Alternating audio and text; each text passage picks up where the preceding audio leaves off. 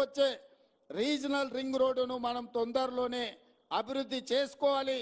ఇవాళ ఇదే కాకుండా ఈ ప్రాంతానికి మెట్రో రైలు కూడా రావాలి. అందుకే నూతనంగా మెట్రో రైలు ప్రతిపాదనలు ఉప్పల్ నుంచి ఎల్బీ నగర్ నుంచి హయత్ నగర్ వరకు ఇవాళ మెట్రో రైలు వేయడానికి మన ప్రభుత్వం నిర్ణయం తీసుకున్న తొందరలోనే మన హయత్ నగర్కు మెట్రో రాబోతున్నది.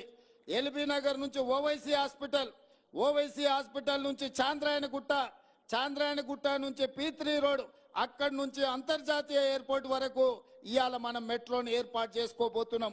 రేపు ఎవరైనా హయత్ నగర్లో మెట్రో ఎక్కిండ్రంటే అంతర్జాతీయ ఎయిర్పోర్ట్ వరకు అంతరాయం లేకుండా ఎల్బీ నగర్ నుంచి ఓవైసీ హాస్పిటల్, అక్కడి నుంచి చాంద్రాయణగుట్ట, అక్కడి నుంచి ఎయిర్పోర్ట్కు పోయేటట్టు ఇవాళ మనం మెట్రో రైలు వేసుకుంటున్నాం. దీనికి సంబంధించి అన్ని ప్రణాళికలు సిద్ధమైనాయి. 6 నెలలు మన ప్రభుత్వం వచ్చి అవి పూర్తి చేసుకుంటే 3 నెలలు పార్లమెంట్ ఎన్నికల కోడ్లోనే మన కాలం గడిచిపోయింది. నిన్న మొన్ననే ఎన్నికలు ముగిసినాయి. ఇప్పుడే పరిపాలన మీద దృష్టి పెట్టినాం. ప్రణాళికబద్ధంగా అభివృద్ధి చేసుకోవాలి.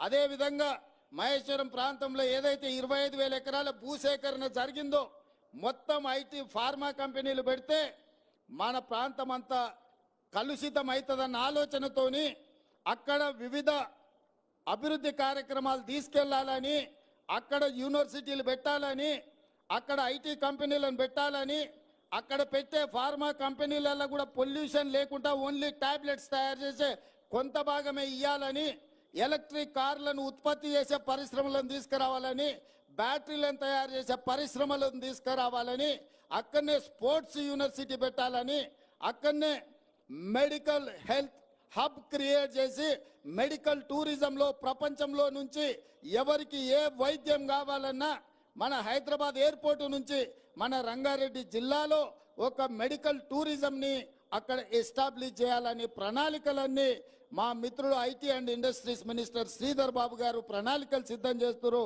తొందరలోనే హైదరాబాద్ నగరం ముఖ్యంగా సైబరాబాద్ అని ఏదైతే క్రియేట్ చేసిండ్రో అట్లాంటిది న్యూయార్క్ నగరంతో పోటీ పడే విధంగా మహేశ్వరంలో ఒక కొత్త నగరాన్ని నిర్మించాలని ఇవాళ మన ప్రభుత్వం నిర్ణయం తీసుకున్నది.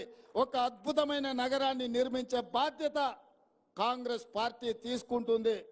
ఈ పక్కనే రామోజీ ఫిలిం సిటీ ఉన్నది, మీకు అందరికీ తెలుసు.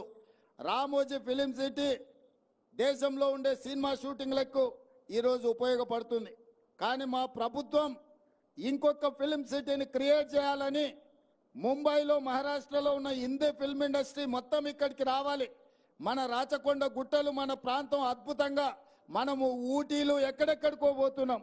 ఒక్కసారి మునుగోడు వెనక ప్రాంతము, ఇబ్రాహీంపట్నం ముందు ప్రాంతం, రామోజీ ఫిలిం సిటీ పక్కల నుంచి ఆ తండాలకు నేను ఎన్నికల ప్రచారంలో పోతే అద్భుతంగా మనకు ఊటీ కంటే అద్భుతంగా మన ప్రాంతం కనిపించింది. ఈ ప్రాంతంలో అద్భుతమైన సినిమా షూటింగ్లను చేపట్టడానికి అవకాశం ఉంది. రాచకొండ ప్రాంతాన్ని ఒక అద్భుతమైన ఫిల్మ్ ఇండస్ట్రీకి అవసరమైన అభివృద్ధి కార్యక్రమాలు చేపట్టాలి అని ఇవాళ మన ప్రభుత్వం ఆలోచన చేస్తున్నది.